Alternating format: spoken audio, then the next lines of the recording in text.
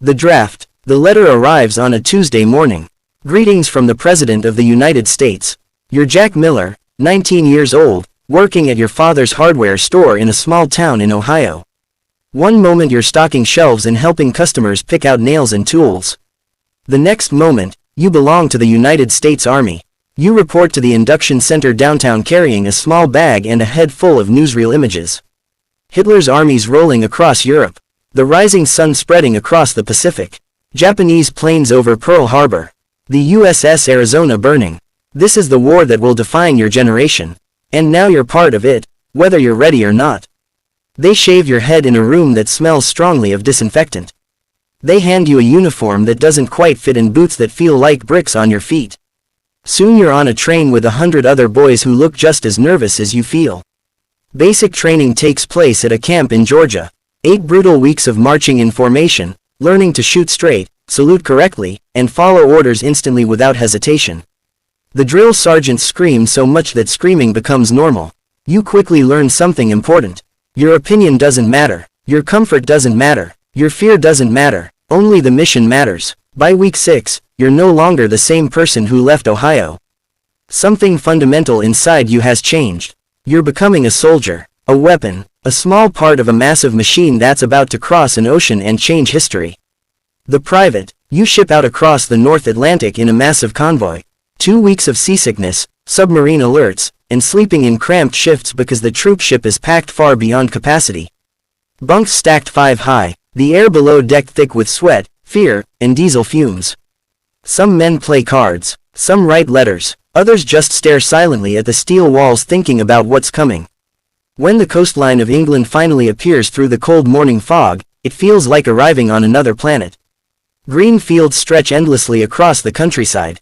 Ancient stone buildings, villages with names you can barely pronounce. The people speak strangely, drink warm beer, and seem grateful that you're there. You're stationed in a massive tent city somewhere in southern England with 10,000 other American soldiers. All of you waiting for something big. Everyone knows the invasion of Europe is coming. Nobody knows when, or where. Training becomes constant. Beach assault drills, house-to-house fighting techniques, night movements through unfamiliar terrain. The officers push harder every week. You write letters home, but military censors black out half of what you write. You can't say where you are. You can't say what you're doing. You can't say when you might come home. So you just write, you're fine. You miss everyone. You'll see them soon. You don't know if that last part is true. The Rifleman. June 6, 1944. D-Day. Omaha Beach. Your landing craft moves toward the shore through a wall of smoke, gunfire, and explosions. When the ramp drops, the world becomes chaos. German machine gun fire tears through the soldiers standing in front of you. The water around the boat turns pink. Then red. Bodies float face down in the violent surf. You're supposed to run forward. But your legs refuse to move. Someone shoves you hard from behind and suddenly you're in the water, chest deep, struggling toward the beach.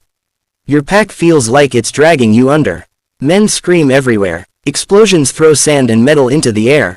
You lose your rifle in the surf, grab another floating beside a dead sergeant, and keep moving. Because stopping means dying. The seawall at the top of the beach is the only cover available. You collapse against the cold concrete beside the other survivors, gasping for breath and trying to remember anything from training that applies to this nightmare. Someone has to destroy the German machine gun nests on the cliffs. Someone has to move forward, or everyone dies here. A lieutenant you've never seen before begins shouting orders. Organizing. Leading. You follow him up the bluff without thinking. Firing at muzzle flashes. Not even sure if you're hitting anything. By nightfall you're a mile inland. Half your company is dead or wounded. You're a combat veteran now. The corporal. They promote you because the corporals are dead. It's that simple. Someone has to lead. Now you're responsible for 11 men. You still feel like you're pretending to know what you're doing. But war forces you to learn quickly. France turns into Belgium. Belgium turns into the forests of Germany. Every town begins to look the same. Clear buildings room by room. Watch every window for snipers. Trust no one until you're sure. And keep moving forward. Always forward. Men disappear constantly. Smithson takes a sniper bullet through the throat outside Caen. Martinez steps on a bouncing Betty mine that ends his life instantly. Peterson vanishes during a night patrol and is never found.